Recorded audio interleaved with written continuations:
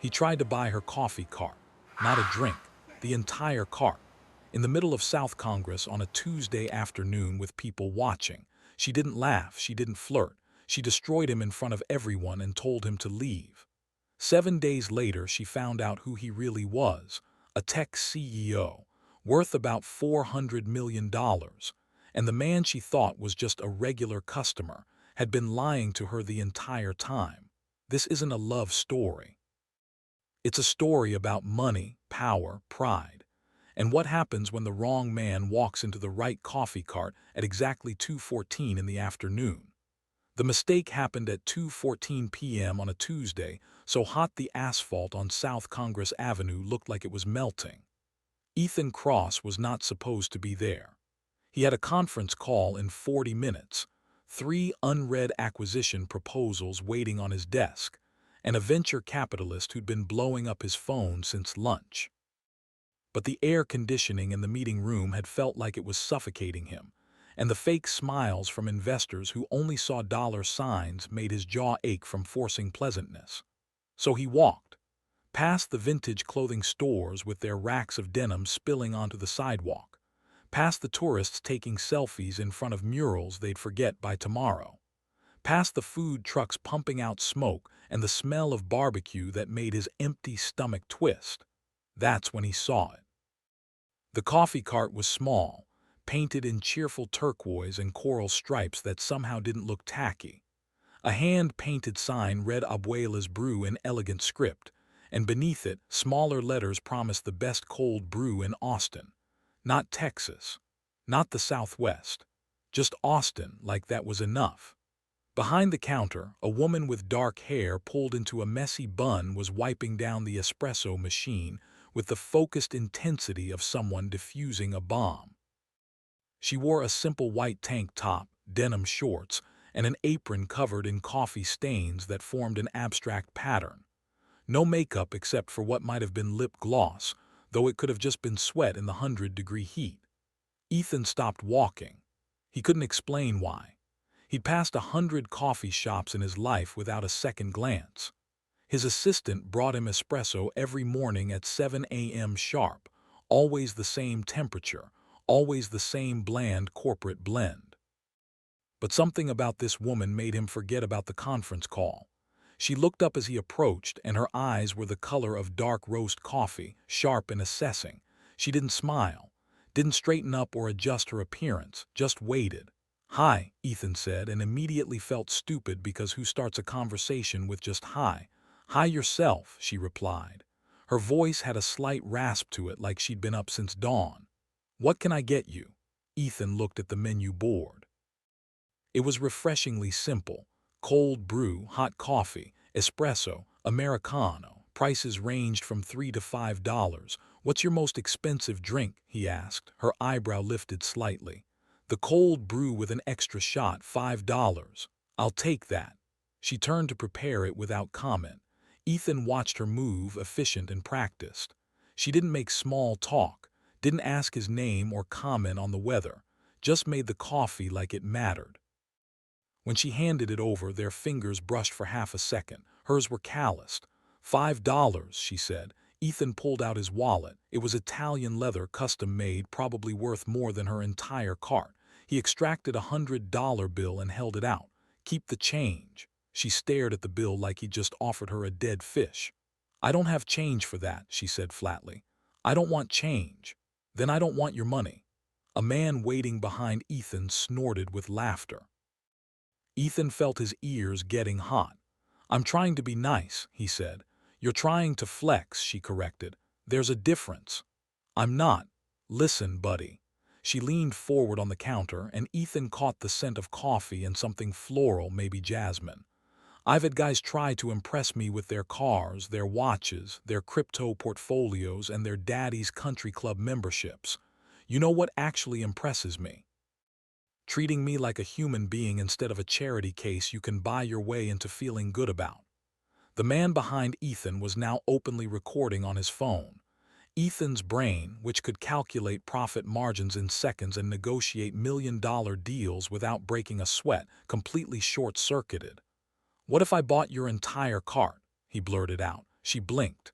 "Excuse me. Your cart, all of it. The coffee, the equipment, everything. How much?" The woman stared at him like he just suggested they rob a bank together. "Are you having a stroke?" she asked seriously. "Should I call 911? I'm completely serious. That's what worries me." Ethan took a breath. He was already this deep into humiliation. Might as well commit. "If I buy your entire cart," he said, lowering his voice like he was sharing a secret, "will you go out with me?" The silence that followed was the kind that makes you aware of every sound around you. The hiss of steam from a nearby food truck, the distant honking of traffic, the cicadas screaming in the live oak trees, and then she laughed. It wasn't a flattered giggle or a charmed chuckle. It was the full-body laugh of someone who just heard the funniest joke of their entire year and couldn't believe someone actually had the audacity to say it out loud. "Oh my God," she gasped, wiping her eyes. "Oh my God, you're serious." Does that actually work?" she interrupted. "That whole strategy. The big romantic gesture, the money, the I can buy anything including you vibe. Does that genuinely work on people?" Ethan felt his face burning. "Sometimes. Sometimes," she repeated, shaking her head in wonder. Okay, let me explain something to you, Prince Charming."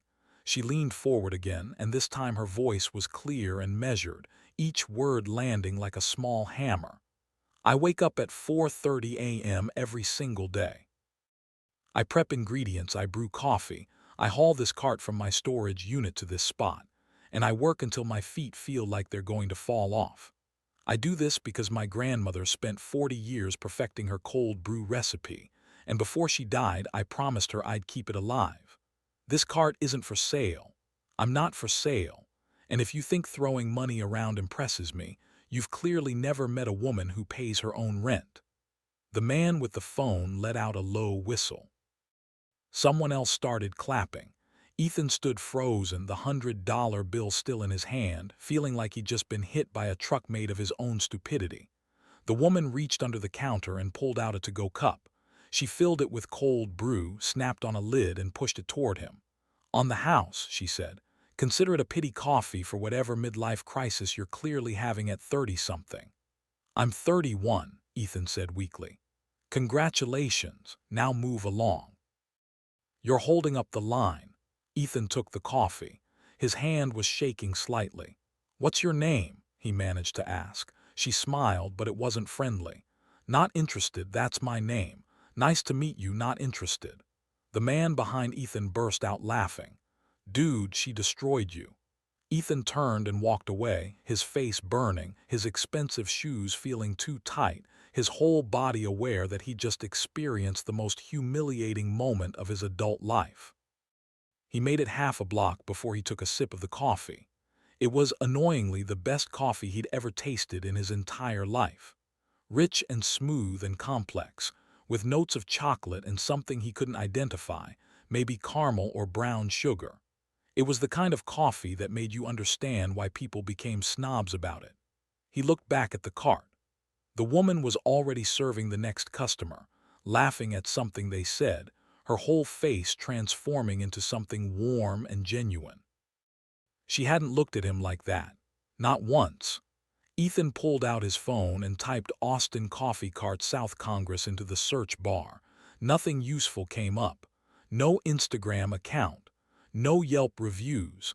Just a cart that apparently existed in the real world without needing to perform for the internet. He should go back to the office. He should forget this ever happened. He should definitely not be standing on a street corner at 2:47 p.m. staring at a coffee cart like it held the secrets of the universe. His phone rang, his assistant. "Mr. Cross, the VC call is in 3 minutes. "Cancel it," Ethan said. "Sir, cancel it, reschedule for tomorrow. Tell them I had an emergency." "What kind of emergency?" Ethan looked at the coffee cart one more time. "The kind where I just realized I've been doing everything wrong," he said and hung up. He walked back to his car, parked 3 blocks away in a garage that charged $20 for 2 hours.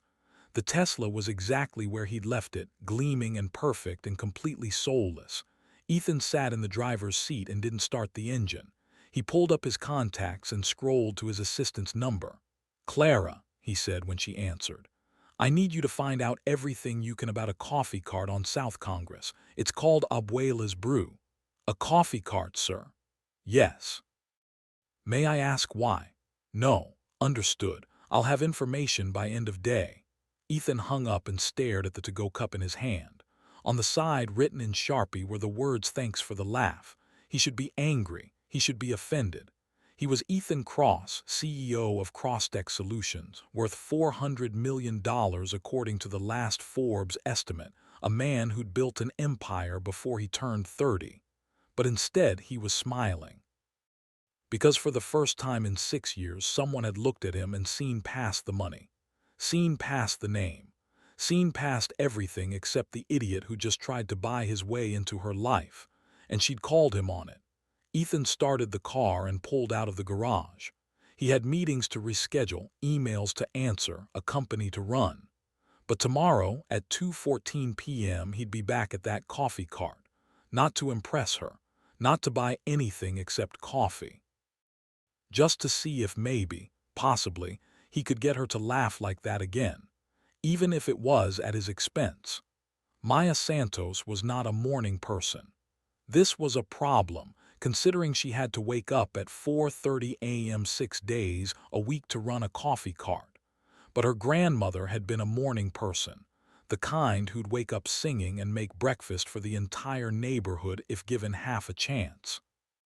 Rosa Santos had believed that morning was when the world was most honest, before people put on their masks for the day. Maya had inherited the coffee cart. She had not inherited the cheerful morning disposition. She was halfway through prepping her second batch of cold brew when she heard footsteps approaching. It was 2:11 p.m., 3 minutes earlier than yesterday, and she knew without looking up who it was. The guy from yesterday. The one who tried to buy her entire cart like she was running a going-out-of-business sale. We're not open yet, Maya said without raising her head from the coffee ground she was measuring. Your sign says you open at 2 p.m. My sign is optimistic. She heard him shift his weight. Expensive shoes on concrete, probably Italian leather, probably cost more than her monthly rent. I can wait, he said. Suit yourself. Maya finished measuring, dumped the grounds into the brewer and set the timer. Only then did she look up. He looked different today. Still expensive, that was obvious from the watch on his wrist and the cut of his shirt. But he'd lost the desperate edge from yesterday. His hair was slightly messy, like he'd been running his hands through it. His tie was loosened. He looked tired. What can I get you? Maya asked, falling into her customer service voice. Cold brew, regular size. I'll pay exact change this time. He pulled out a $5 bill and held it up like a peace offering.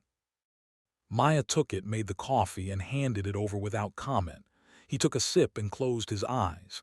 This is really good, he said. I know. How do you make it? Family secret. Can I buy the recipe? Maya's hand froze on the espresso machine. She turned slowly to look at him. Are you actually serious right now? He had the grace to look embarrassed. Sorry, that came out wrong. I meant I'm interested in the process, from a business perspective. From a business perspective, Maya repeated slowly, you can drink your coffee and leave me alone. Right, yes, sorry. He took another sip and stood there awkwardly, clearly wanting to say something else but not knowing how. Maya went back to wiping down the counter. She had 3 more customers waiting and this guy was taking up valuable space. Are you going to order anything else? She asked pointedly. No, I'm good, thank you. He didn't leave. Maya served the next customer, a regular named Patricia who always ordered a double espresso and tipped exactly 50 cents. Then a college student who paid in quarters.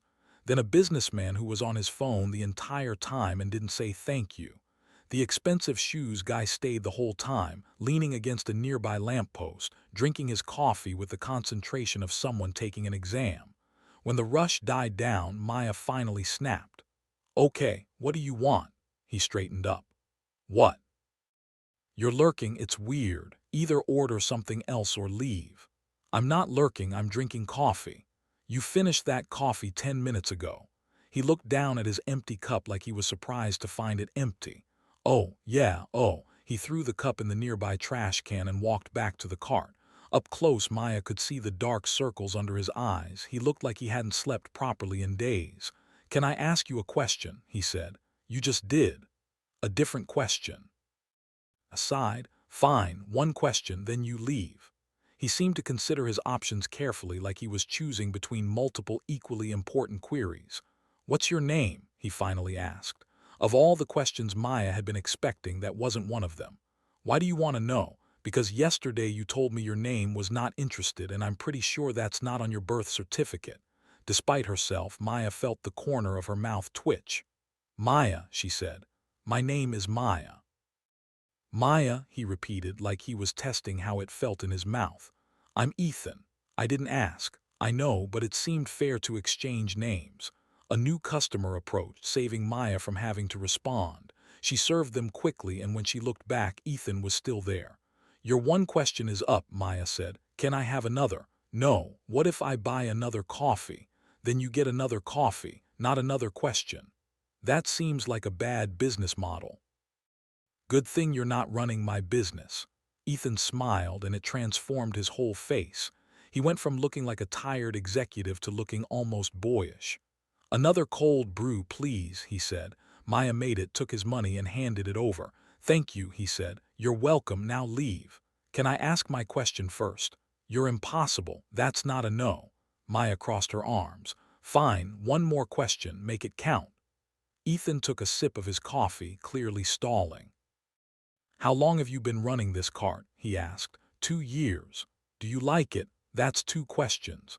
The second one was a follow-up. It doesn't count. That's not how it works." "Says who?" "Says me. It's my cart." Ethan laughed, and Maya found herself fighting a smile. "Yes," she said before she could stop herself. "I like it most days." "What about the other days?" "The other days I remember why I'm doing it, and that's enough." Something shifted in Ethan's expression. Playfulness faded, replaced by something more genuine. "That's a good answer," he said quietly. "I know." They stood in silence for a moment. Maya should tell him to leave. She had prep work to do, inventory to check, a whole list of tasks that didn't involve standing around talking to a stranger. But there was something about the way he was looking at her. Not like yesterday when he'd been trying to impress her. This was different, curious, respectful, like he actually wanted to know her answer. "I should get back to work," Maya said, breaking the moment. "Right, of course. Sorry for taking up your time. You paid for it. Technically, you can take up as much time as $5 buys." "How much time is that?" "About 30 seconds. That's a terrible exchange rate." "Inflation." Ethan smiled again. "I'll see you tomorrow, Maya.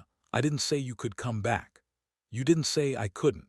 He walked away before she could respond, and Maya found herself watching him go. He had a weird walk. Too stiff, like he was always aware of his posture. Like he'd been trained to move a certain way and couldn't quite shake it. "Girl, who was that?" Maya jumped. She'd forgotten about Jenna.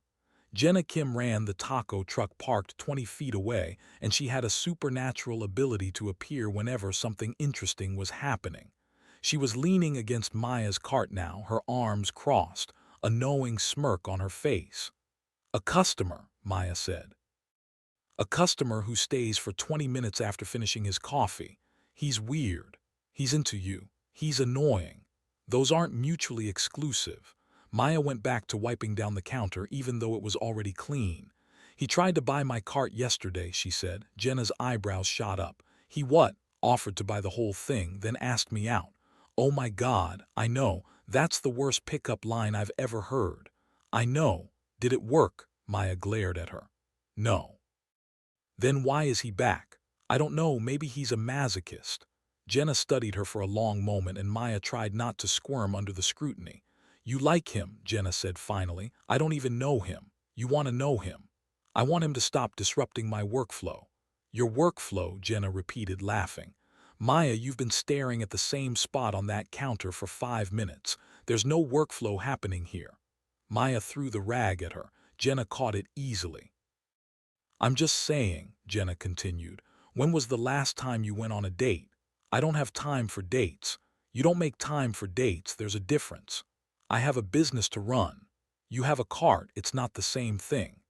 Maya opened her mouth to argue, then closed it, because Jenna was right, even if Maya didn't want to admit it. She'd been so focused on keeping the cart running, on honoring her grandmother's legacy, that she'd forgotten to have a life outside of it. "He's probably not even interested," Maya said. "He'll get bored and stop coming." "Want to bet?" "No, because you know I'm right. Because I don't gamble with you, you cheat." Jenna grinned. "Only when I know I'm going to win." She walked back to her truck, leaving Maya alone with her thoughts and the lingering smell of coffee. Maya looked at the spot where Ethan had been standing. He'd left his empty cup in the trash, but she could still see the faint impression of his shoes on the concrete. Tomorrow at 2:14 p.m. he'd be back. Maya knew it with the same certainty she knew the sun would rise. And despite everything, despite her better judgment and her determination to keep her life simple, she found herself looking forward to it. Just a little. By day 7, Ethan had established a routine. He'd leave the office at 1:55 p.m., drive the 23 minutes to South Congress, and arrive at Maya's cart at exactly 2:14 p.m. He'd order a cold brew, pay exact change, and stay for exactly 15 minutes before heading back to work. Clara had stopped asking questions after day 3. The board had stopped expecting him at afternoon meetings after day 5. By day 7, even Ethan had stopped pretending this was about the coffee. "You're late," Maya said when he arrived at 2:17 p.m. "Traffic," Ethan replied, slightly out of breath. "Likely story. There was an accident on Lamar." "There's always an accident on Lamar." She handed him his coffee before he even ordered it. He'd stopped trying to vary his order after she told him that people who couldn't commit to a drink couldn't commit to anything. "Busy day?" he asked. "They're all busy." "Right." Ethan took a sip and leaned against the cart. This had become his spot. Maya had stopped telling him to move after day 4. "How's the tech world?" Maya asked, and Ethan nearly choked on his coffee. "What? The tech world?" "You work in tech, right? You have that look." Ethan's mind raced. She still didn't know who he was. "What look?" he managed to ask. "I stare at screens all day and forget what sunlight feels like look." "That's very specific." "I see a lot of tech guys. You all have the same posture." "What's wrong with my posture?" Maya mimicked him, hunching her shoulders forward and tilting her head down like she was looking at a phone. "That's not what I look like," Ethan protested. "That's exactly what you look like." A customer approached, and Maya served them with her usual efficiency. Ethan watched her work, noting the way she remembered regular customers' orders, the way she made small talk without it feeling forced. She was good at this, really good. When the customer left, Maya turned back to him. "You're staring," she said. "Sorry, I was just thinking." About how you make this look easy," Maya snorted. "It's not easy, it's exhausting. But you're good at it." Had practice. She started wiping down the espresso machine, even though it looked clean to Ethan. "Can I ask you something?" he said. "You're going to anyway." "Why coffee?" Maya's hand stilled on the machine. For a moment, Ethan thought she wasn't going to answer. "My grandmother," she said finally. "She was from Oaxaca, came to the States when she was 19 with nothing but her clothes and her coffee recipe. She worked 3 jobs, saved every penny, and eventually opened a small cafe in East Austin." "What happened to it?" "Gentrification. Rent tripled. She couldn't afford to stay." Maya's voice was carefully neutral, but Ethan could hear the anger underneath. "She got sick a few years later," Maya continued. "Cancer. I dropped out of UT to take care of her." "UT? University of Texas. I was studying business." Ethan felt something twist in his chest. "You dropped out. She needed me. School could wait." "But it didn't wait." "No," Maya said quietly. "It didn't." She finished with the espresso machine and moved on to organizing cups that were already organized. "Before she died," Maya said, "she made me promise to keep her recipe alive. Said it was the only thing she had left of home. So I bought this cart with the money she left me, and here I am." "That's a good promise to keep," Ethan said. "It's the only one that matters." They fell into silence. Ethan wanted to say something meaningful, something that would show he understood the weight of what she just shared. But every phrase that came to mind sounded hollow. "I inherited my company from my father," he said instead. Maya looked up, surprised. You own a company? Yeah, he died when I was 25, heart attack. One day he was fine, the next day he was gone. I'm sorry. Me too. Ethan took another sip of coffee, using it as an excuse not to meet her eyes. He spent his whole life building it, Ethan continued. Worked 80-hour weeks, missed birthdays and holidays, sacrificed everything for the business. And then he made me promise to take care of it, to keep his legacy alive. That's a heavy promise, Maya said softly. Yeah, it is. Do you like it, the company? Ethan opened his mouth to give his standard answer. The one he gave investors and board members and journalists. The one about passion and innovation and changing the world. But Maya was looking at him with those dark eyes, and he found he couldn't lie. I don't know, he admitted. Sometimes I think I'm just going through the motions, doing what's expected, being who everyone needs me to be. And who do you want to be? The question hit Ethan like a physical blow. I have no idea, he said. Maya smiled, and it was the first real smile she'd given him. Not sarcastic, not guarded, just genuine. At least you're honest about it, she said. Is that good? It's better than pretending you have all the answers. Another customer approached, and the moment broke. Maya served them, and Ethan checked his phone. 2:43 p.m. He should head back to the office, but he didn't move. You know, Maya said when the customer left, you're not what I expected. What did you expect? I don't know, more arrogant, I guess, more convinced that money solves everything. I tried that approach, it didn't work. No, Maya agreed. It really didn't. She was smiling again, and Ethan felt something warm spread through his chest. Can I help you close up? He asked. Maya raised an eyebrow. You want to help me close up? Yeah. Why? Because I'm curious how it works. That's a terrible reason. It's the only one I have. Maya studied him for a long moment, clearly trying to decide if he was serious. Fine, she said finally. But if you break anything, you're buying me a new one. Deal. Closing up turned out to be more complicated than Ethan had anticipated.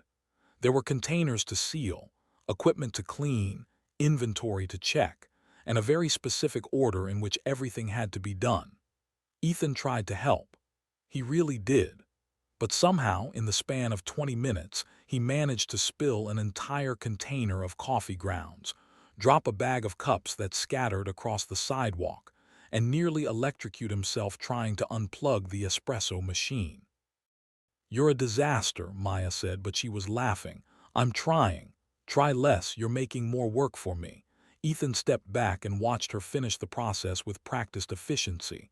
She moved like a dancer, every motion purposeful and precise. How do you do this every day? He asked. Practice and stubbornness. I'm starting to think stubbornness is your primary personality trait. You're just now figuring that out. When everything was packed away, Maya locked the cart's storage compartment and stretched. Her back cracked audibly. Long day? Ethan asked. They're all long days.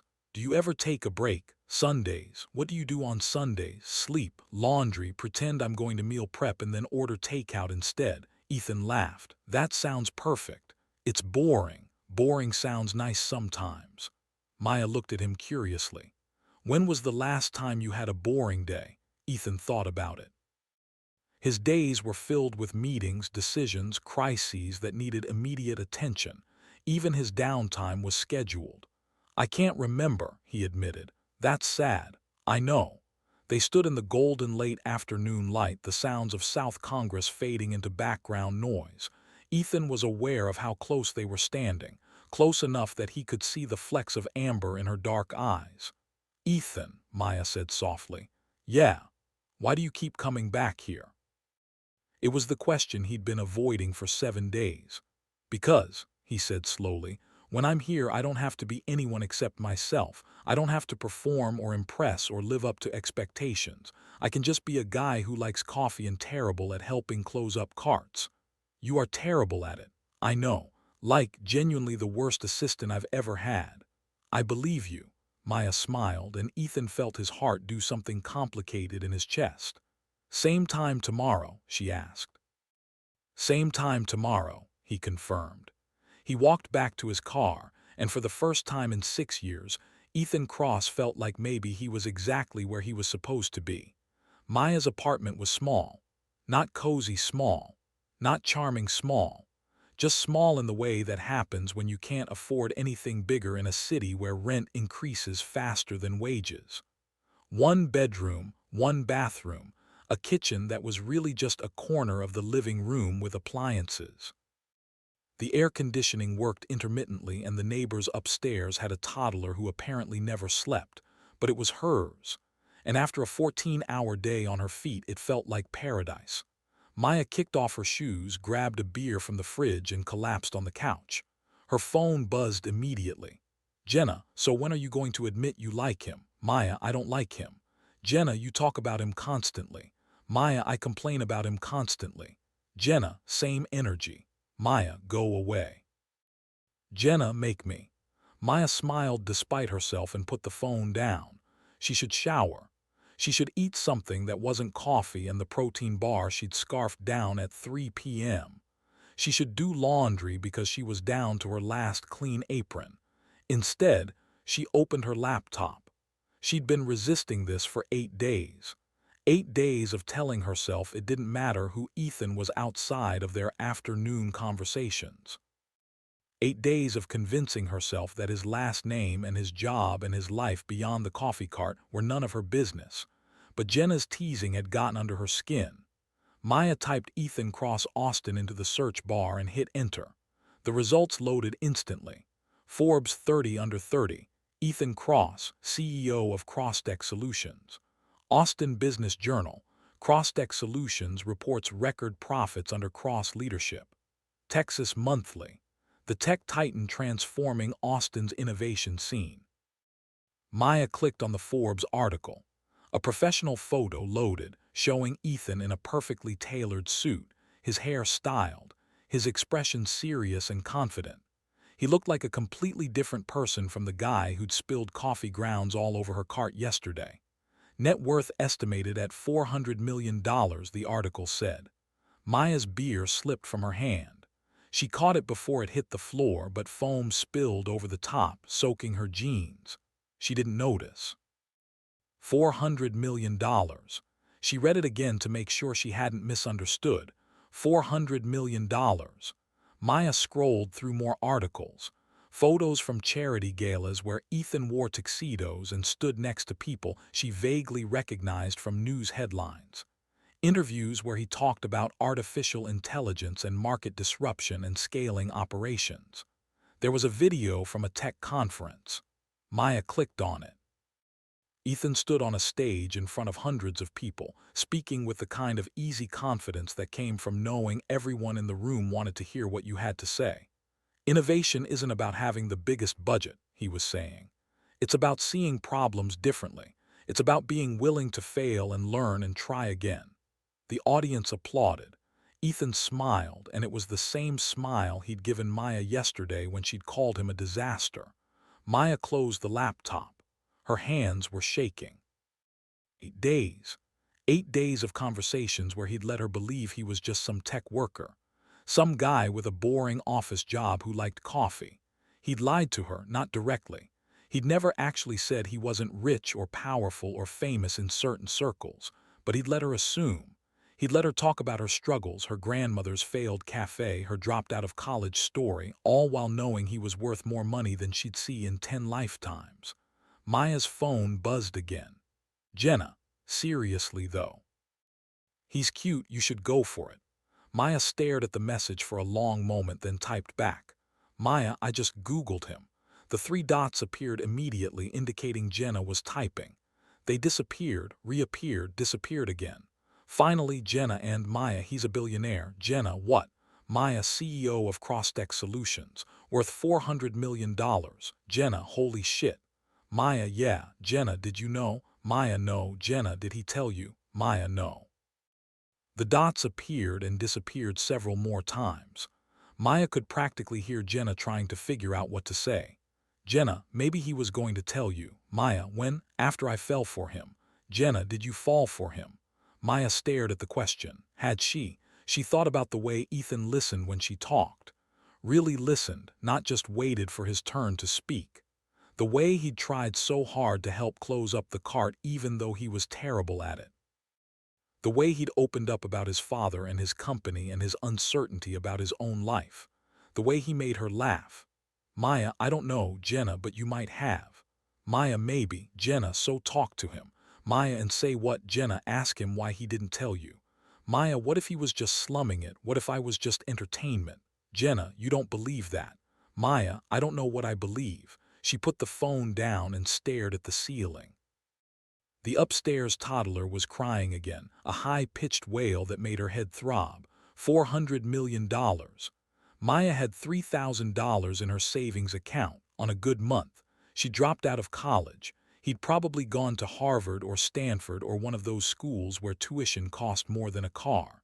She ran a coffee cart. He ran a company that was transforming Austin's innovation scene, according to Texas Monthly. They were from different worlds, different planets.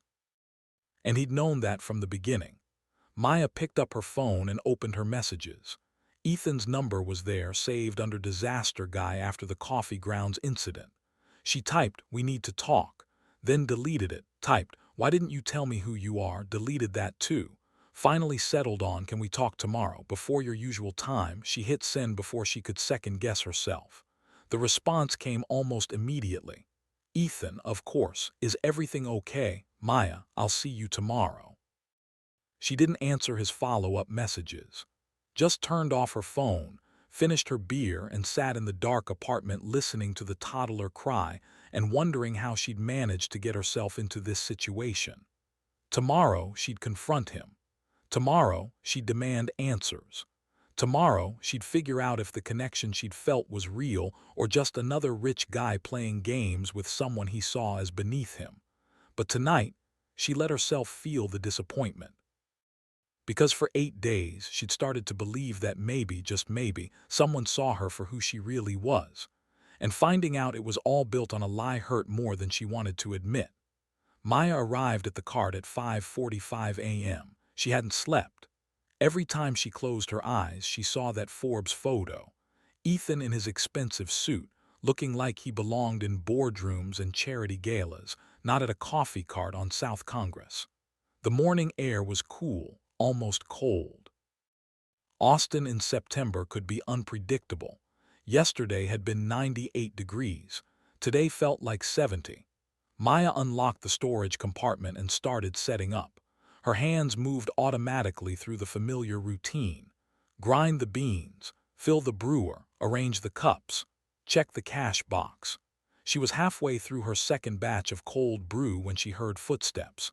Ethan appeared around the corner at 6:32 a.m., wearing jeans and a t-shirt Maya had never seen before. His hair was messy, like he'd just rolled out of bed. He had a coffee cup from a chain store in his hand.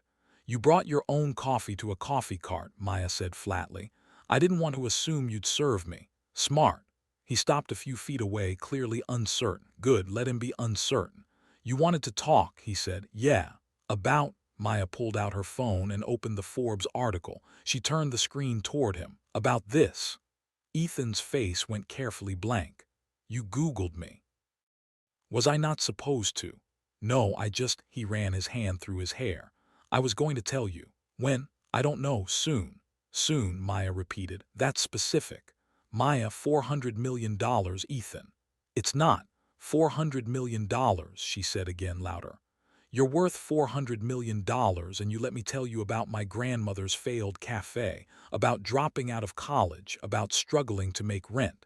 You let me think we were on the same level." "We are on the same level," Maya laughed, and it came out bitter. "No, we're not. We're not even in the same universe. That's not fair. What's not fair is you lying to me for 8 days. I never lied. You let me believe you were someone you're not." Ethan took a step forward. Maya took a step back. "I let you see who I actually am," he said, his voice intense. "Not the CEO, not the net worth, not the guy in the Forbes article, just me, just Ethan. You can't separate those things." "Why not?" "Because they're part of you. Your money, your company, your life. You can't just pretend they don't exist when it's convenient." "I wasn't pretending, I was trying to be normal." "You're not normal, Ethan, you're a billionaire." I'm not a billionaire, I'm worth 400 million, that's different. Maya stared at him. Did you seriously just say that? Ethan closed his eyes. That came out wrong. You think, Maya, please just listen. I'm listening. I've been listening for 8 days. Now it's your turn. She crossed her arms and waited. Ethan set his coffee cup down on a nearby bench and took a breath. When my father died, he said slowly, I inherited everything. The company, the money, the expectations. I was 25 years old and suddenly everyone was looking at me like I had all the answers. Like I was supposed to step into his shoes and be this perfect leader. That sounds hard, Maya said, her voice still cold. It was. It is. But the worst part wasn't the pressure, it was the loneliness. He looked at her and there was something raw in his expression. Every relationship I've had since then has been about what I can give people. Investors want money, employees want job security, dates want access to my lifestyle. Nobody wants me, they want what I represent. And I'm supposed to feel sorry for you. No, I'm explaining why I didn't tell you. Explain better. Ethan took another step forward. This time Maya didn't move. When I met you, he said, you looked at me like I was an idiot, not a CEO, not a millionaire, just an idiot who was trying too hard to impress you. And when I came back the next day, you didn't treat me any differently. You didn't care about my watch or my car or anything except whether I was going to order coffee or waste your time. So I was a novelty. No, you were real. The word hung between them. For the first time in 6 years, Ethan continued, someone saw me, not my bank account, not my last name, just me, and I didn't want to ruin that. By telling me the truth, by watching you look at me differently once you knew. Maya felt something crack in her chest because she understood. She hated that she understood, but she did. You should have told me anyway, she said quietly. I know. You should have trusted me. I know. You should have given me the choice. I know. They stood in silence. The sun was starting to rise, painting the sky in shades of pink and orange. South Congress was still mostly empty, just a few early joggers and the occasional car. I'm not mad that you're rich, Maya said finally. Ethan looked up, surprised. I'm mad that you lied, she continued. Or let me believe a lie, whatever you want to call it. I'm mad that you didn't think I could handle the truth. Could you have? I don't know, but I deserve the chance to find out. Ethan nodded slowly. You're right, I'm sorry. Sorry doesn't fix it. I know, but it's all I have right now. Maya looked at him, really looked at him. He was still the same person who'd spilled coffee grounds and tried to help pack up the cart. Still the same person who'd opened up about his father and his uncertainty about his own life. But he was also someone who could buy her entire cart without thinking about it. Someone who lived in a world she couldn't even imagine. I don't know if I can do this, she said. Do what? Whatever this is between us. There doesn't have to be anything between us. Ethan, I'm serious. If you want me to leave and never come back, I will. If you want me to just be a customer, I can do that. If you want. What do you want? Maya interrupted. Ethan was quiet for a long moment. I want to keep seeing you, he said finally. I want to keep having these conversations. I want to keep being the disaster who can't help close up your cart. I want to know what makes you laugh and what makes you angry and what you dream about when you're not working 14-hour days. Why? Because when I'm with you, I remember who I wanted to be before I became who everyone needed me to be. Maya felt tears prick at her eyes. She blinked them back. That's a lot of pressure to put on a person, she said. I know, I'm sorry, I'm not good at this. At what? At being honest about what I want. Then practice. Ethan smiled slightly. I want you, Maya, not as a novelty, not as entertainment. I want to know you, really know you, and I want you to know me, the real me, not the Forbes article version. The real you is still a CEO worth $400 million. Yeah, it is, and I can't change that, but I can promise to be honest from now on about everything. Maya wiped her eyes with the back of her hand. I need time, she said. Okay. I need to think about whether I can handle your world. It's not my world, it's just part of my life. A big part. A complicated part, Ethan corrected, but not the only part. Maya nodded slowly. Okay, you can keep coming to the cart, but no more secrets. No more secrets, Ethan agreed. And if I ask you something, you answer honestly. Deal? even if the answer is uncomfortable, especially then. Maya felt some of the tension leave her shoulders. I need to finish setting up, she said. Can I help? You're terrible at helping. I know, but I'll try anyway. Despite everything, Maya smiled. Fine, but if you spill anything, you're buying me lunch. Deal. Ethan picked up a container of coffee grounds. Maya watched him carefully measure them out, his movements slow and deliberate. He was trying, that had to count for something. Ethan, she said, yeah, thank you for being honest, finally. Thank you for giving me another chance. I haven't decided if I'm giving you a chance yet. But you're considering it. I'm considering it. Ethan smiled, and it was the genuine smile she'd come to recognize. Not the CEO smile from the conference video, just Ethan. I'll take it, he said. They worked in silence for a while, and Maya found herself relaxing despite everything. The revelation about his wealth hadn't changed the way he moved or talked or tried to help. He was still the same slightly awkward guy who couldn't tell chocolate from vanilla. Maybe that was enough. Maybe it could be enough. She'd find out. 3 days passed. 3 days of Ethan showing up at 2:14 p.m., ordering his cold brew and staying for exactly 15 minutes before heading back to work. They didn't talk about the money. They didn't talk about his company or her cart or the massive gap between their lives. They just talked. About music. About Austin's ridiculous traffic. About whether breakfast tacos were better than breakfast burritos, a debate that got surprisingly heated. Maya was starting to think maybe this could work. Then Tyler showed up. It was 2:37 p.m. on a Thursday. Maya was in the middle of serving a regular customer when she heard a voice that made her entire body tense. Well, look at this. Tyler Reed hadn't changed much in the 8 months since they'd broken up. Same perfectly styled brown hair. Same expensive casual clothes that were trying too hard to look effortless. Same smile that didn't quite reach his eyes. He was wearing a light blue button-down with the sleeves rolled up, showing off the watch Maya knew cost more than her monthly rent. His khakis were pressed. His shoes were leather. He looked like every other real estate agent in Austin trying to convince people that overpriced condos were actually a great investment. Tyler, Maya said flatly. Maya, it's been a while. Not long enough. He laughed like she'd made a joke. Still got that sharp tongue. I missed that. I didn't miss you. The customer Maya had been serving took their coffee and left quickly, clearly sensing the tension. Tyler approached the cart, leaning against it with the casual confidence of someone who'd never been told no in his life. The cart looks good, he said, still doing the whole coffee thing. It's not a thing, it's my business. Right, your business. He said it like he was humoring a child. How's that going? Fine. Just fine. Tyler, what do you want? Can't I just stop by to say hi to my ex-girlfriend? No. He smiled again, and Maya remembered why she'd broken up with him. That smile. That condescending, I know better than you smile that made her want to throw hot coffee in his face. I heard you've been seeing someone, Tyler said, his tone casual but his eyes sharp. That's none of your business. Just looking out for you, you know how I worry. You don't worry, you meddle. Harsh. Accurate. Tyler's smile tightened slightly. I'm just saying, be careful. Austin's a small town. People talk. Let them talk. Even when they're talking about you dating way out of your league. Maya felt her hands curl into fists. Get away from my cart, Tyler. I'm just trying to help. You're trying to make yourself feel important. It's not working. A new voice cut through the tension.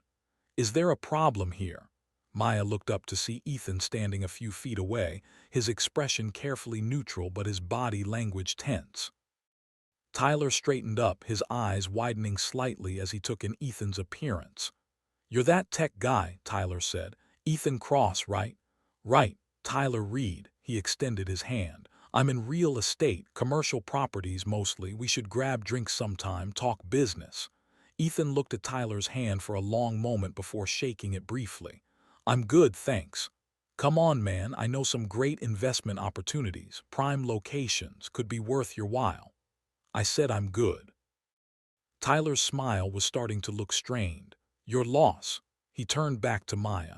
Think about what I said, okay? About being careful. Leave, Tyler. I'm going. He raised his hands in mock surrender. "Good seeing you, Maya Cross." He walked away and Maya watched until he disappeared around the corner. "Who was that?" Ethan asked quietly. "My ex. He seems charming." "He's not." I gathered. Maya took a deep breath, trying to calm the anger still buzzing through her veins. "You had to see that," she said. "Don't apologize, he was being an asshole." "He's always an asshole, that's why we broke up." Ethan moved closer to the cart. "Are you okay?" "I'm fine." "Maya, I'm fine," she repeated more firmly. "He just gets under my skin." What did he mean about being careful? Maya hesitated. She could lie, she could brush it off, but she'd asked Ethan for honesty and that meant giving it back. "He's probably heard about us," she said.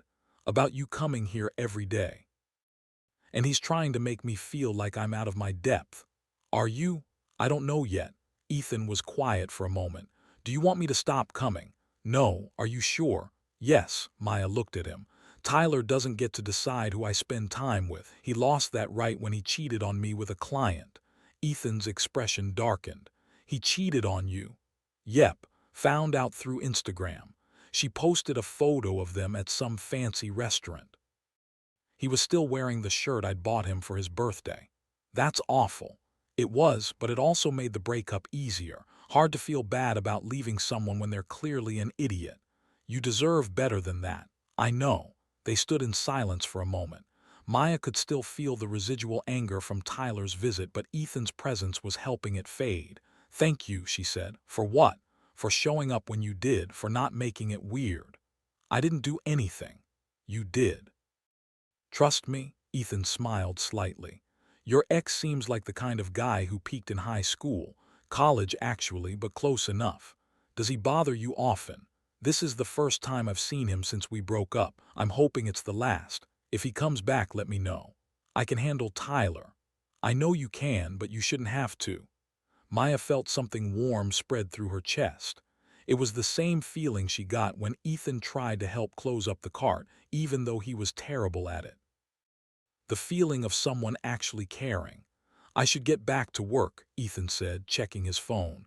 "I have a meeting at 3:30. "Okay, but I'll be back tomorrow. Same time, same time." He started to walk away, then turned back. "Maya, yeah, that guy's an idiot for cheating on you, for talking to you like that, for everything. I know, just wanted to make sure you knew that I know." Maya smiled. "Noted." Ethan left and Maya went back to work. But she couldn't stop thinking about the way he'd stood up for her without being asked. The way he'd offered to help without making her feel weak. Tyler had never done that. Tyler had always made her feel like she needed to be grateful for his attention, like she was lucky he'd chosen her. Ethan made her feel like an equal. Maybe that was the difference between someone who saw her as a trophy and someone who saw her as a person. Across the street, hidden behind a parked car, Tyler Reed was making a phone call. "Derek," he said when the line connected. "It's Tyler. We need to talk about our mutual friend Ethan Cross." Derek Hoffman had been waiting for this call. He sat in his office at Crossdeck Solutions, a corner space with floor-to-ceiling windows overlooking downtown Austin, and listened to Tyler Reed's voice on speakerphone. "He's distracted," Tyler was saying. "Showing up at this coffee cart every day. Staying for hours sometimes." "How do you know this?" Derek asked, though he already knew. He'd been tracking Ethan's movements for 2 weeks. "I have my sources." "Your sources being?" "Does it matter?" Derek smiled. "I suppose not." He'd met Tyler at a real estate networking event 3 months ago. Tyler had been trying to sell him on some overpriced condo development. Derek had been more interested in Tyler's connection to Maya Santos, Ethan's new obsession. Small world. Useful coincidences. "What do you want me to do with this information?" Derek asked. "I don't know, you're the corporate guy, I'm just telling you what I'm seeing." "And what exactly are you seeing?" Tyler paused. "I'm seeing my ex-girlfriend getting involved with someone way above her pay grade, and I'm seeing a CEO who's not focused on his company." "You're worried about her." "I'm worried about her getting hurt." Derek didn't believe that for a second. Tyler Reed was worried about Tyler Reed, about his ego, about the fact that his ex had moved on to someone richer and more successful, but Derek could use that. "I appreciate the information," Derek said. I'll handle it from here. Handle it how? That's not your concern. Look, I don't want anyone getting hurt. I just think someone should talk to Cross, make him see that this isn't appropriate. Inappropriate how? Come on, a CEO dating a coffee cart vendor. It's not a good look. Derek felt a flash of disgust. Tyler was exactly the kind of person Derek hated. Privileged, shallow, convinced that money determined worth, but he was also useful. I'll take care of it, Derek said.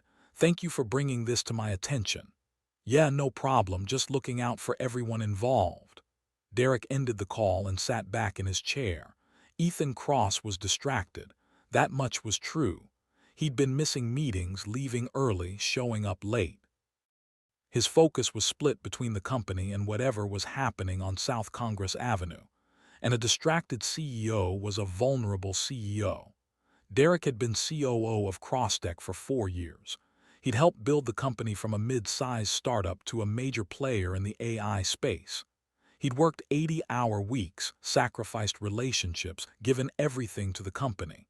And Ethan had inherited it all because of his last name. It wasn't fair. It wasn't right, but it was fixable. Derek opened his laptop and pulled up the board of directors' contact list. 15 names. 15 people who had the power to vote on leadership changes. He started drafting an email. Subject: Concerns regarding CEO performance. Gentlemen and ladies, I'm writing to express concerns about recent patterns in our CEO's behavior that may be affecting company performance. Derek spent an hour crafting the message. Not too aggressive, not too obvious. Just enough doubt planted in the right minds. He didn't send it yet. Timing was everything. Instead, he made another call. Austin Business Journal, a receptionist answered. Hi, I'd like to speak to someone about a potential story. It's regarding CrossTech Solutions. One moment, please. Derek was transferred to a reporter named Jennifer Chen. He'd worked with her before on press releases. She was ambitious, hungry for stories that would get clicks. Mr. Hoffman, Jennifer said. What can I do for you? I have some information that might interest you, off the record, of course. I'm listening. There are concerns within CrossTech about CEO Ethan Cross's recent behavior, missed meetings, lack of focus, questions about his priorities. That's pretty vague. I can provide documentation, email records, meeting attendance logs, but I need your assurance that my name stays out of it. Jennifer was quiet for a moment. What's your angle here? No angle. Just concerned about the company's future. Right, and you're the COO. I am. So if Cross were to step down, you'd be next in line. Derek smiled. I'm not interested in his position. I'm interested in the company's stability. Sure you are. Do you want the story or not? Another pause. Send me what you have. I'll look at it. Thank you. Derek hung up and opened his email. He had everything he needed. Attendance records showing Ethan's absences. Performance metrics that could be interpreted as declining. Carefully worded concerns from other executives that Derek had been collecting for months. He attached them all and hit send. Then he sat back and waited. By tomorrow morning, the Austin Business Journal would have a story. By tomorrow afternoon, the board would be asking questions. By next week, Ethan Cross would be too busy defending his position to worry about coffee carts and ex-boyfriends and whatever midlife crisis he was having. Derek's phone buzzed. A text from Tyler. Tyler, did you talk to him? Derek, working on it. Tyler, good, someone needs to. Derek didn't respond. He didn't need Tyler anymore. The pieces were in motion. Across town, in a penthouse apartment in Zilker, Ethan Cross was sitting on his couch with his laptop, trying to focus on quarterly reports. He'd been staring at the same spreadsheet for 20 minutes. His mind kept drifting back to Maya, to the way she'd looked when Tyler showed up. Angry but controlled, strong but vulnerable. He wanted to protect her. He wanted to make sure Tyler never bothered her again. But he also knew Maya didn't need protecting. She'd handled Tyler herself. She'd handled Ethan himself when he'd been an idiot. She was capable, independent, strong, and he was falling for her. The realization hit him like a physical blow. He was falling for Maya Santos, the woman who ran a coffee cart, the woman who'd called him out on his bullshit. The woman who saw him as just Ethan, not as a net worth or a title. His phone rang. "Clara, Mr. Cross, I have the board chair on line 1. He says it's urgent." Ethan's stomach dropped. Board chairs didn't call at 8 p.m. unless something was wrong. "Put him through." "Ethan," Harold Mitchell's voice came through, grave and formal. "We need to talk. About your recent performance or lack thereof. I don't understand. I received some concerning information today. About missed meetings, declining focus, questions about your priorities. From who? That's not important. What's important is addressing these concerns." Ethan felt anger rising in his chest. "My performance has been fine, better than fine. We just had record profits last quarter. Profits aren't everything. Leadership requires presence, focus, commitment. I'm committed. Are you? Because the information I received suggests otherwise." "What information?" "I'd rather discuss this in person." "Can you come to the office tomorrow morning, 8 a.m.? It wasn't really a question. "I'll be there," Ethan said. "Good, and Ethan, think carefully about your priorities. The board is watching."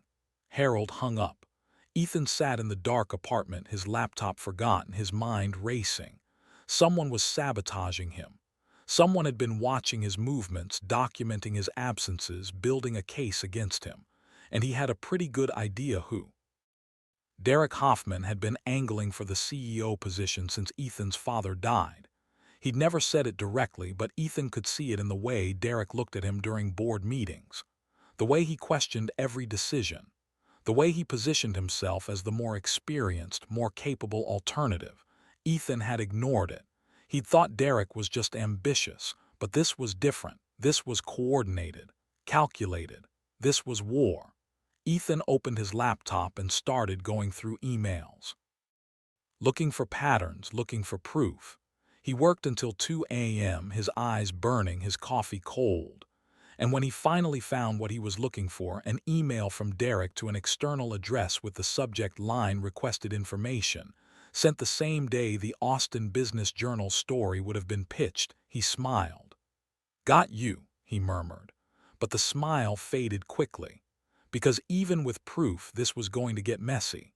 The board was already questioning him. The press was probably already writing stories, and Maya was going to be dragged into it whether she wanted to be or not. Ethan picked up his phone and typed out a message. "Ethan, I might not be able to come by tomorrow. Work crisis, I'm sorry." He stared at the message for a long moment before deleting it. No, he wouldn't let Derek win. He wouldn't let fear keep him away from the one thing in his life that actually mattered.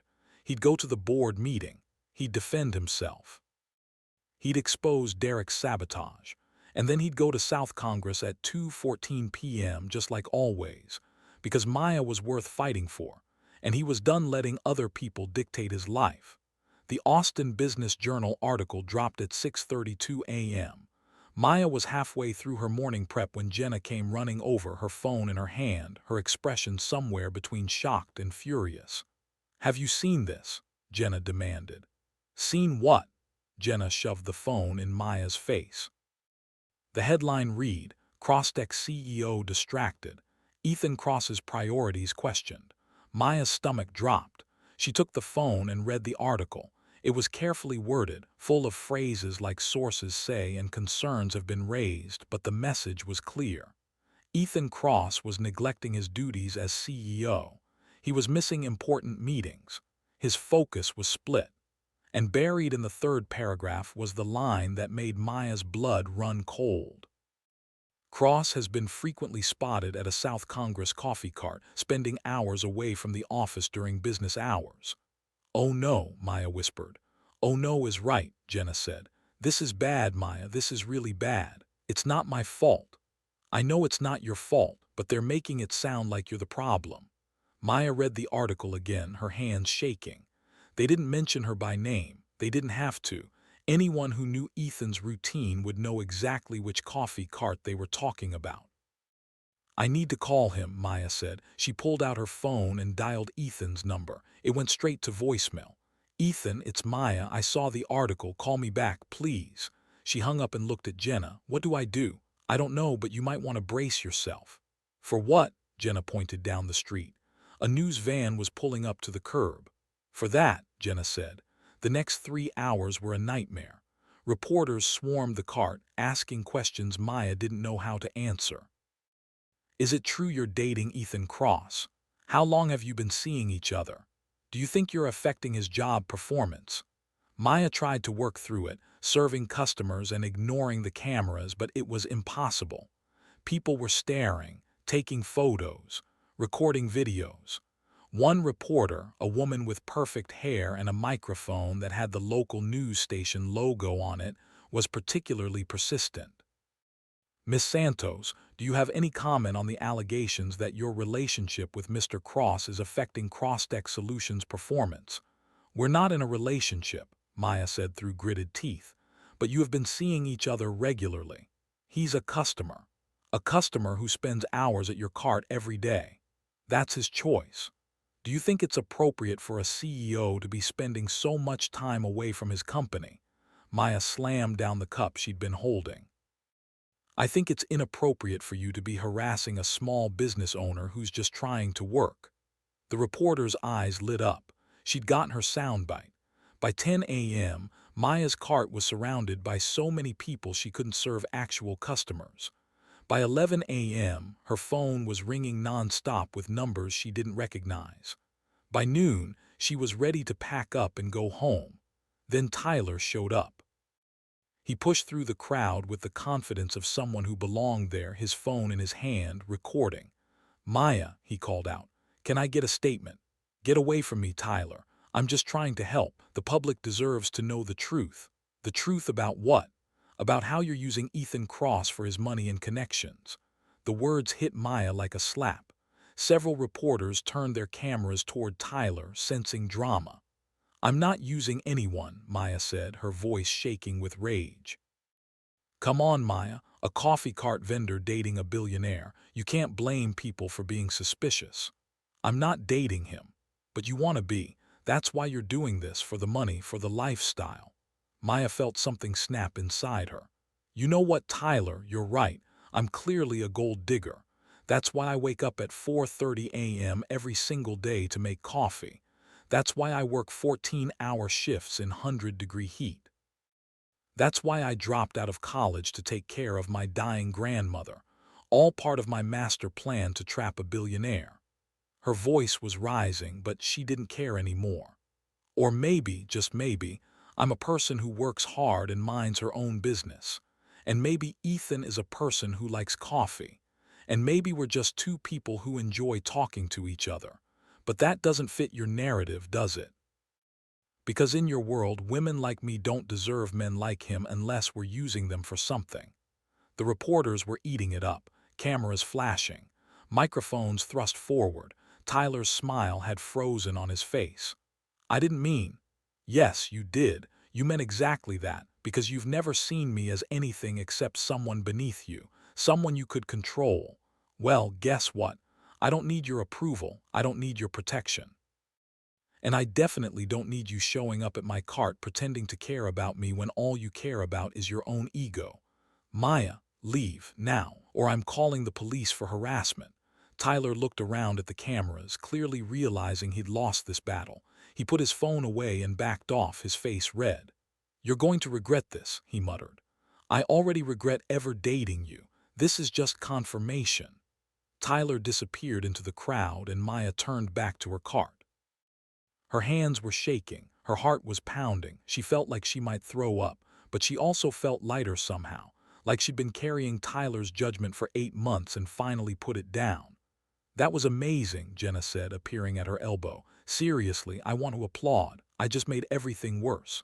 You stood up for yourself, that's never worse.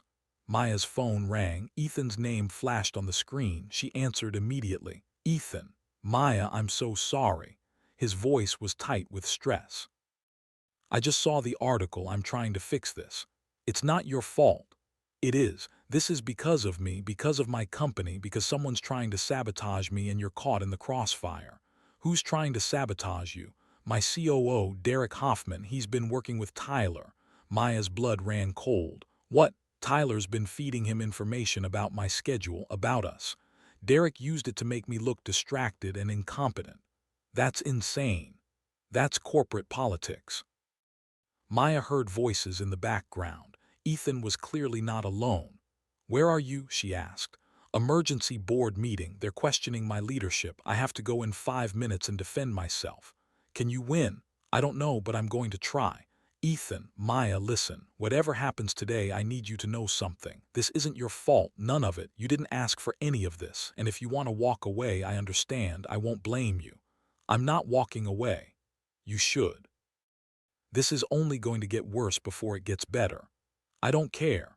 "Maya, I said I don't care. You told me no more secrets. You told me you'd be honest, so I'm being honest. I'm not walking away just because things got hard. That's not who I am."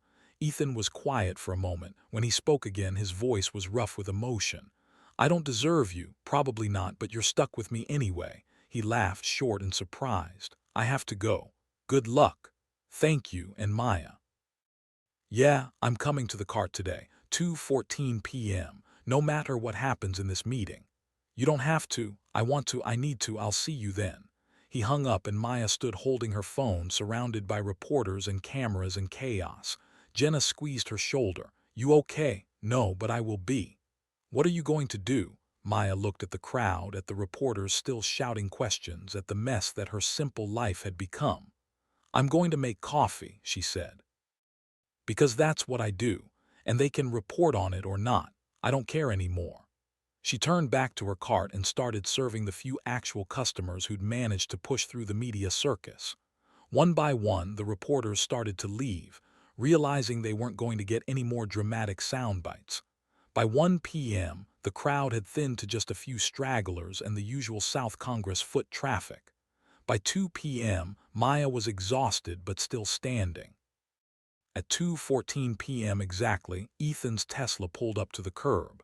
He got out and Maya could see the tension in his shoulders, the exhaustion in his face. He'd been through hell this morning, but he was here. He walked up to the cart and Maya had his cold brew ready before he even opened his mouth. "Rough day?" she asked. "You could say that. Want to talk about it?" "Not really. I just want to stand here and drink coffee and pretend the world doesn't exist for 15 minutes. "I can do that." They stood in comfortable silence. Ethan drank his coffee. Maya wiped down the counter for the 100th time. "The board didn't fire me," Ethan said finally. "That's good.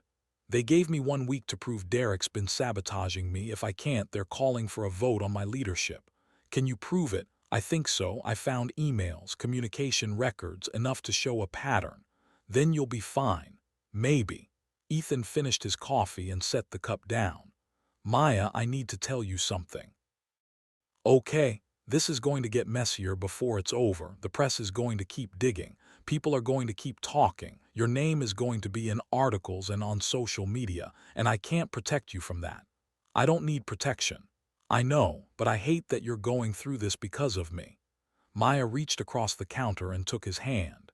It was the first time she'd initiated physical contact, and Ethan's eyes widened slightly. "Listen to me," she said. "I'm not some delicate flower who needs to be sheltered. I'm a woman who's been through hell and came out stronger. I can handle reporters, I can handle Tyler, I can handle whatever comes next." "Are you sure?" "I'm sure. The question is, can you handle it?" Ethan smiled, and it was genuine. "With you? Yeah, I think I can." "Good, because I'm not going anywhere. Even though I'm a disaster. Especially because you're a disaster. Someone has to keep you from spilling coffee grounds everywhere." Ethan laughed, and the sound made something warm bloom in Maya's chest. "Same time tomorrow?" he asked. "Same time tomorrow," she confirmed. He squeezed her hand once before letting go and walking back to his car. Maya watched him drive away, then turned back to her cart. Jenna was leaning against her taco truck, grinning like the Cheshire Cat. "You're holding hands now," she called out. "Shut up. You're in love with him. I'm not." "You are. It's written all over your face." Maya threw a wadded-up napkin at her. "Go sell tacos. Go admit your feelings." "Never." But as Maya went back to work, she couldn't stop smiling, because maybe Jenna was right. Maybe she was falling in love, and maybe, just maybe, that was okay. The call came at 11:47 p.m. on a Friday. Maya was already in bed, half asleep, when her phone lit up with an unknown number. She almost didn't answer, but something made her reach for it. "Hello? Is this Maya Santos?" A woman's voice, professional and cold. "Yes." Who is this? My name is Rebecca Walsh. I'm a reporter with Texas Monthly. I'm working on a story about Ethan Cross and his relationship with you. Maya sat up, suddenly wide awake. I have no comment. I understand you're in a difficult position, but I think you should know that we've uncovered some interesting information about Mr. Cross's past relationships. Information that suggests a pattern of behavior. What kind of pattern? He has a history of brief relationships with women from, shall we say, different socioeconomic backgrounds. Relationships that end once the novelty wears off. Maya's stomach twisted. That's not. I have documentation, photos, interviews with ex-girlfriends I'm planning to publish next week. I wanted to give you a chance to comment. I don't believe you. That's your choice. But you might want to ask Mr. Cross about Jennifer Martinez, or Sarah Chen, or Amanda Rodriguez. All women he dated briefly before moving on to someone new. This is a hit piece. This is journalism. I'll be in touch. Rebecca hung up before Maya could respond. Maya sat in the dark, her phone still in her hand, her mind racing. It couldn't be true. Ethan wasn't like that. He'd been honest with her, vulnerable, real. But a small voice in the back of her mind whispered, "How well do you really know him?" She didn't sleep that night. The next morning, Maya showed up at the cart at 5 a.m., an hour earlier than usual. She needed to work, needed to keep her hands busy and her mind occupied. But she couldn't stop thinking about Rebecca Walsh's words, a pattern of behavior, brief relationships with women from different socioeconomic backgrounds. The novelty wears off. At 2:14 p.m., Ethan showed up as usual. Maya had his coffee ready, but her hands shook slightly as she handed it over. "You okay?" Ethan asked immediately. "Fine. You don't look fine."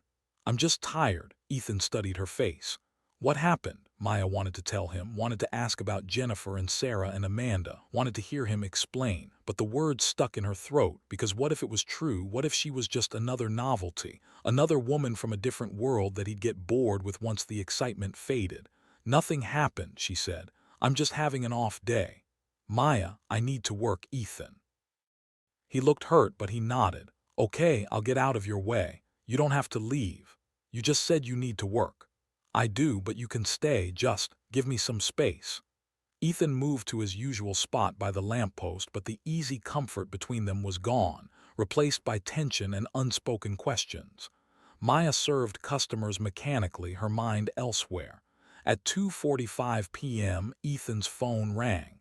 He answered, his expression darkening as he listened. "I'll be right there," he said, hanging up. He walked back to the cart. "I have to go, emergency at the office." "Okay." "Maya, are you sure you're okay?" "I'm fine, go handle your emergency." Ethan hesitated, clearly wanting to push, but he just nodded and left. Maya watched him go, feeling something crack in her chest. That night she Googled the names Rebecca had mentioned. Jennifer Martinez, a teacher from San Antonio. Photos showed her with Ethan at a charity event 2 years ago. They looked happy. Sarah Chen, a nurse from Houston, more photos, more smiles, 18 months ago. Amanda Rodriguez, an artist from El Paso, 1 year ago, all women with normal jobs, normal lives, all relationships that had lasted less than 3 months. Maya closed her laptop and stared at the ceiling. She wanted to believe Ethan was different with her, that what they had was real, but the evidence was right there. A pattern she couldn't ignore. Her phone buzzed, a text from Ethan. "Ethan, I know something's wrong. Can we talk?" Maya stared at the message for a long time before responding. "Maya, I need some time to think." "Ethan, about what?" "Maya, about whether I can handle your world." "Ethan, Maya, please, let me explain whatever you're thinking." "Maya, I just need space, a few days, please respect that." The three dots appeared and disappeared several times. Finally, "Ethan, okay, but I'm not giving up on us." "Maya, there is no us, not yet, maybe not ever." She turned off her phone before he could respond. The next 3 days were torture. Ethan didn't show up at the cart. Maya told herself that's what she wanted, space to think, time to figure out if she was making a huge mistake, but she missed him. She missed his terrible jokes and his awkward attempts to help. She missed the way he listened when she talked, really listened like her words mattered. She missed feeling like someone saw her. On day 3, Jenna cornered her during closing. "Okay, what's going on?" Jenna demanded. "Nothing. Don't lie to me. You've been miserable for 3 days. Where's Ethan? I told him I needed space." "Why?" Maya explained about Rebecca's call, about the ex-girlfriends, about the pattern. Jenna listened without interrupting, then said, "Did you ask him about it?" "No. Why not? Because what if it's true? What if it's not?" Maya didn't have an answer for that. "Look," Jenna said, "I'm not saying you're wrong to be cautious. But you're making decisions based on information from a reporter who's literally trying to write a hit piece. That seems like maybe not the best source. But the photos are real. The relationships are real. So, people date, people break up. That doesn't mean he's using you. But what if I'm just another novelty? Another woman from a different world that he'll get bored with?" Jenna grabbed Maya's shoulders. "Listen to me. That man drove across town every single day for weeks just to see you. He stood up to your awful ex. He's fighting his own board of directors while dealing with sabotage and press attacks. Does that sound like someone who's going to get bored? Maybe. Maya, you're scared, I get it, but don't let fear make you push away something good. What if it's not good? What if I'm setting myself up to get hurt? What if you're not? What if this is real and you're throwing it away because you're too afraid to find out?" Maya felt tears prick at her eyes. "I don't know what to do." "Talk to him, ask him about the ex-girlfriends, give him a chance to explain, and then decide. What if I don't like his explanation? Then you walk away, but at least you'll know the truth instead of making up stories in your head." Maya wiped her eyes. "When did you get so wise?" "I've always been wise, you just don't listen." Despite everything, Maya smiled. That night she turned her phone back on. 17 missed calls from Ethan, 32 text messages. She read through them chronologically. "Ethan, please talk to me." "Ethan, I don't know what I did wrong, but I want to fix it." "Ethan, Maya, I'm worried about you." "Ethan, I'm respecting your space, but I need you to know I'm not going anywhere." "Ethan, a reporter called me today, asked about my ex-girlfriends. Is that what this is about?" Maya's breath caught. "Ethan, if someone told you I have a pattern of dating women and leaving them, they're not wrong, but they're not right either. Can I please explain? Ethan, I'm not good at this. At relationships, at being vulnerable, but I'm trying, for you, because you matter. Ethan, I miss you." The last message had been sent an hour ago. Maya typed, "I miss you too," then deleted it, typed, "We need to talk," deleted that, finally settled on "Coffee tomorrow, my place, 7 a.m. She sent it before she could second-guess herself. The response came immediately. "Ethan, I'll be there." Maya put the phone down and took a deep breath. Tomorrow she'd get answers. Tomorrow she'd find out if this was real or if she was just another name on a list. Tomorrow she'd decide whether to fight for this or walk away. But tonight she let herself hope, just a little. The Cross-Deck Solutions lobby looked like a war zone, cameras everywhere, reporters jostling for position, employees trying to navigate through the chaos to get to their desks. And at the center of it all, standing behind a podium with the Cross-Deck logo, was Derek Hoffman. He looked confident, polished, like a man who'd already won. Ethan watched from the back entrance, his jaw clenched, his hands curled into fists. Clara stood beside him, a folder of documents clutched to her chest. "You ready for this?" she asked quietly. "No, but I'm doing it anyway." "Good, because he's about to start." Derek tapped the microphone and the room fell silent. "Thank you all for coming," he said, his voice smooth and professional. "I've called this press conference to address concerns about Cross-Deck Solutions' leadership and future direction." Ethan felt his stomach drop. This was it. Derek was making his move. "In recent weeks," Derek continued, "there have been questions about CEO Ethan Cross's ability to lead this company effectively. Questions about his focus, his priorities, his commitment to the vision his father established." Murmurs rippled through the crowd. "As Chief Operating Officer, I've watched with growing concern as Mr. Cross has become increasingly distracted, missing crucial meetings, making decisions without proper consultation, prioritizing personal interests over company welfare." "That's bullshit," Ethan muttered. Clara put a hand on his arm. "Wait, let him finish." "It's with a heavy heart," Derek said, his expression appropriately solemn, "that I must recommend to the board of directors that we consider a change in leadership. Not because I want this position, but because the company deserves better." The reporters erupted with questions. Derek held up a hand. "I'll take questions in a moment, but first I want to assure our employees, our investors, and our partners that Crosstech Solutions will continue to thrive. We have a strong team, a clear vision, and with the right leadership, an incredible future." That was Ethan's cue. He pushed through the side door and walked onto the stage. The room exploded. Derek's confident expression cracked for just a second before he recovered.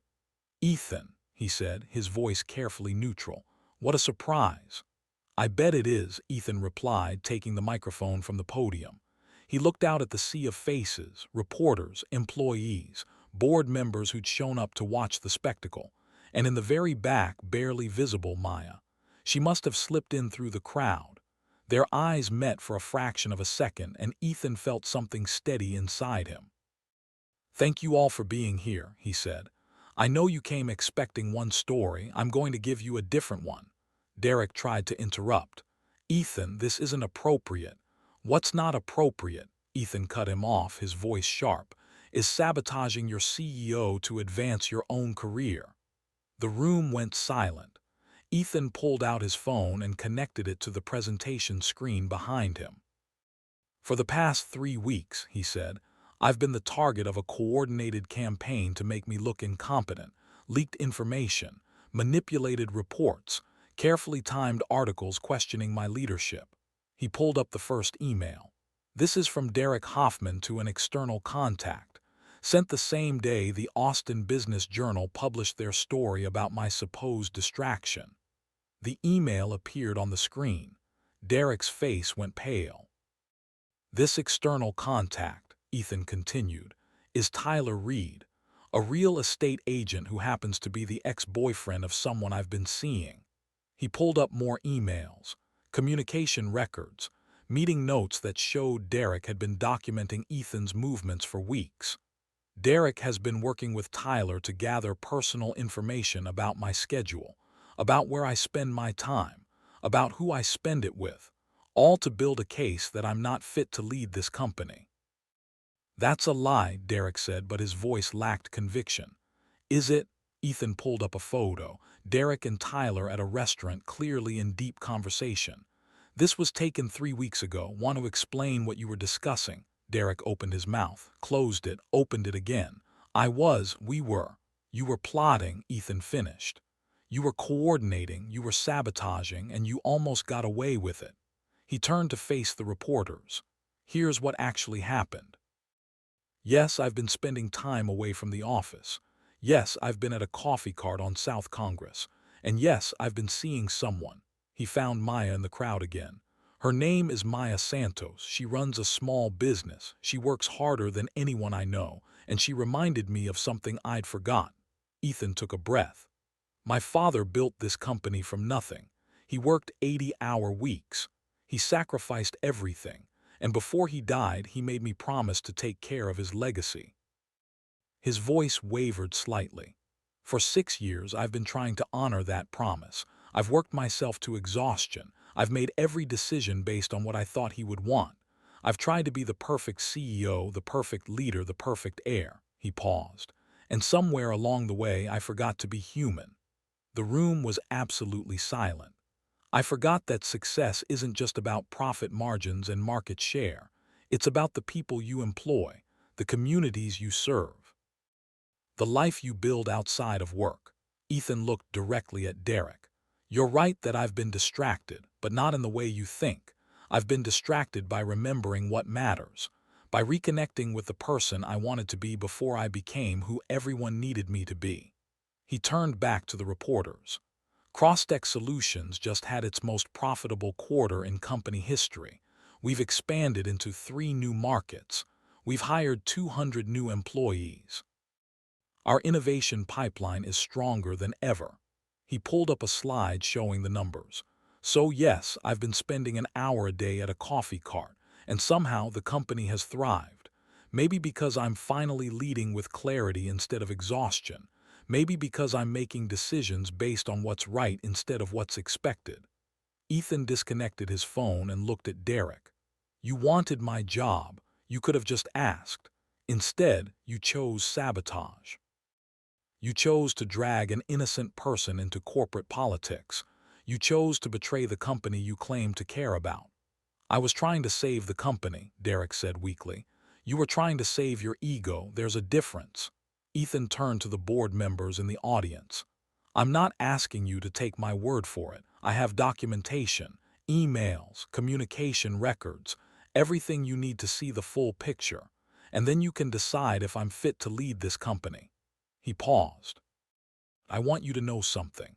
If you decide I'm not, I'll accept that. I'll step down because I'm not my father. I can't be my father and I'm done trying. The room erupted with questions. Ethan ignored them and walked off the stage. Derek stood frozen at the podium, his career crumbling in real time. Ethan pushed through the crowd, heading for the exit. He needed air. He needed space. He needed Ethan. He turned. Maya was standing there, her eyes red, her expression unreadable. Can we talk? Asked. I thought you needed space. I did. Now I need answers. Ethan nodded. Okay, let's go somewhere private. They ended up in his office, the door closed, the sounds of chaos muffled by thick walls. Maya stood by the window, her arms crossed. Jennifer Martinez, she said. Sarah Chen, Amanda Rodriguez, want to tell me about them. Ethan felt his stomach drop. How do you know those names? A reporter called me. Said you have a pattern, brief relationships with women from different backgrounds. Relationships that end once the novelty wears off. That's not. Ethan stopped, took a breath. Okay, it's partially true. Maya's expression hardened. I did date those women, Ethan continued. And yes, the relationships were brief, but not because they were novelties, because I was. What? They were all incredible people.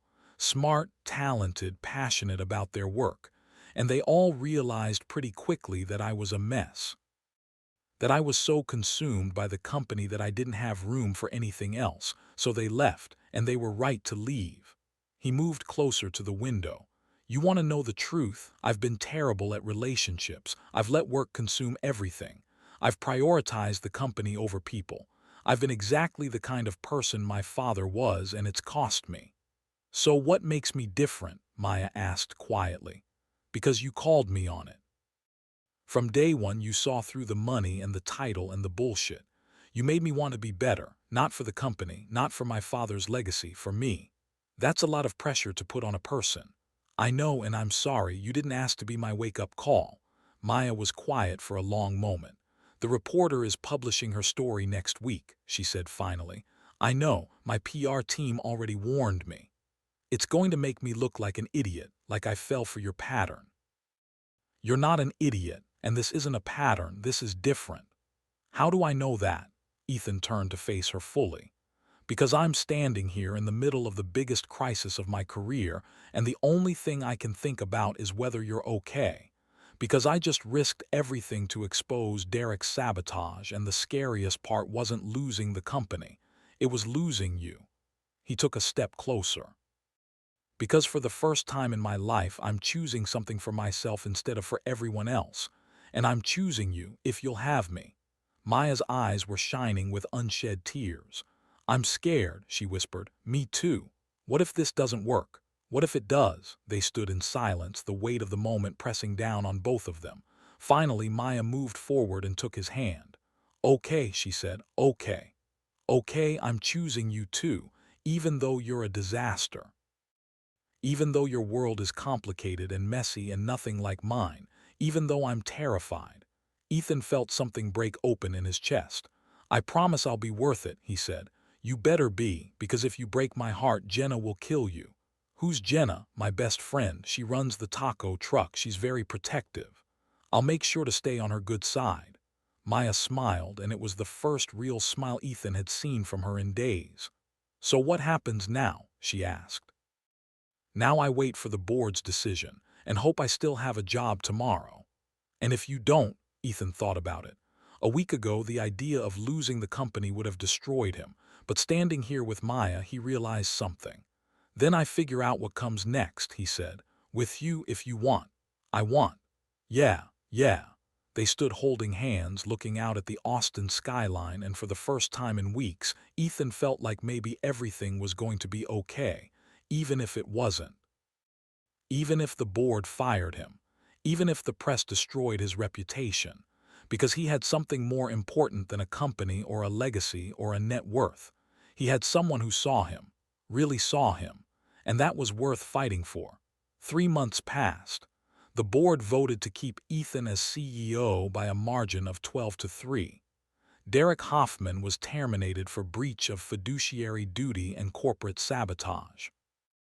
Tyler Reed's real estate license was suspended after an ethics investigation revealed he'd been using confidential client information for personal gain.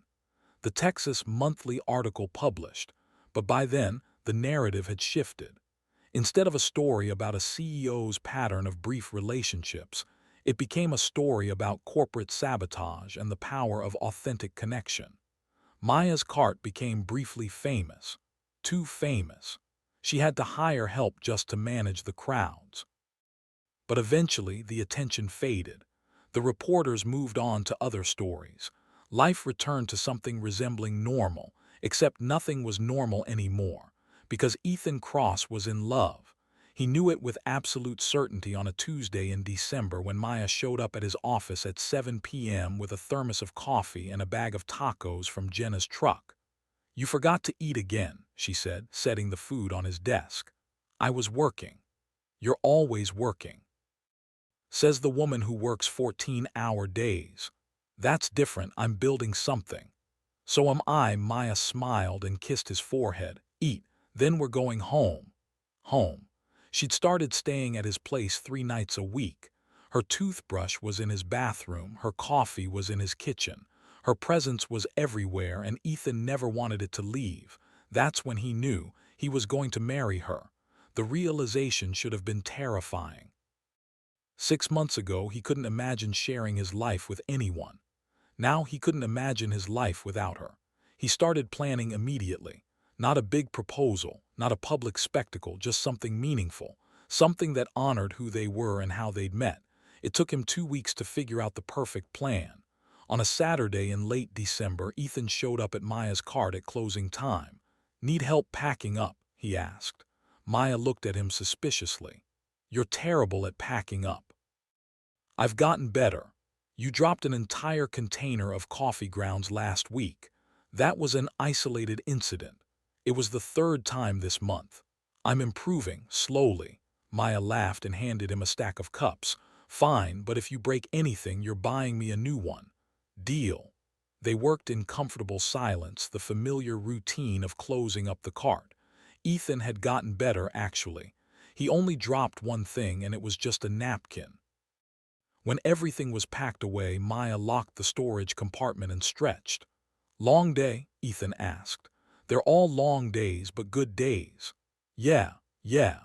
She turned to him, and the golden late afternoon light caught her face, making her eyes shine. Ethan's carefully planned speech evaporated from his mind.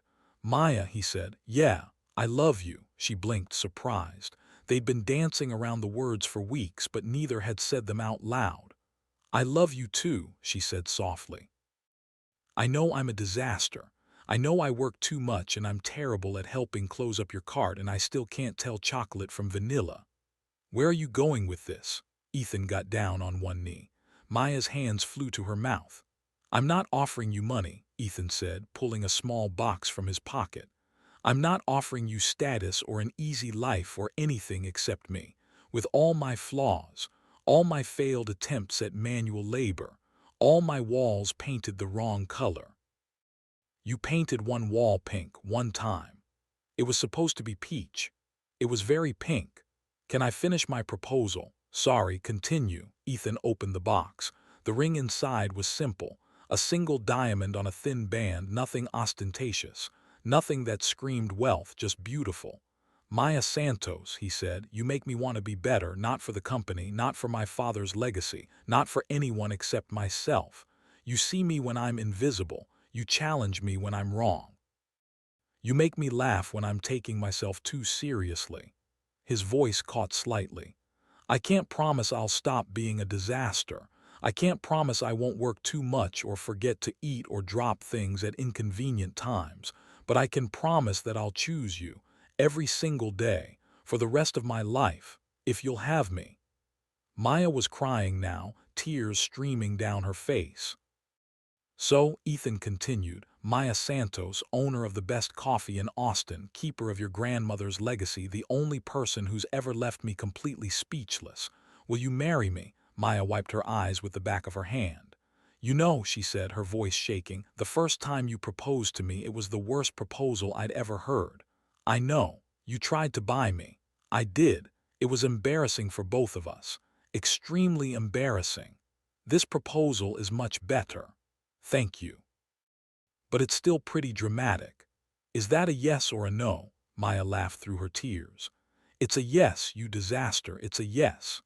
Ethan slipped the ring on her finger. It fit perfectly. He stood up and Maya threw her arms around him and they kissed in the middle of South Congress Avenue while tourists walked by and someone's phone played country music from a nearby bar. When they finally pulled apart, Maya was smiling so wide her face hurt.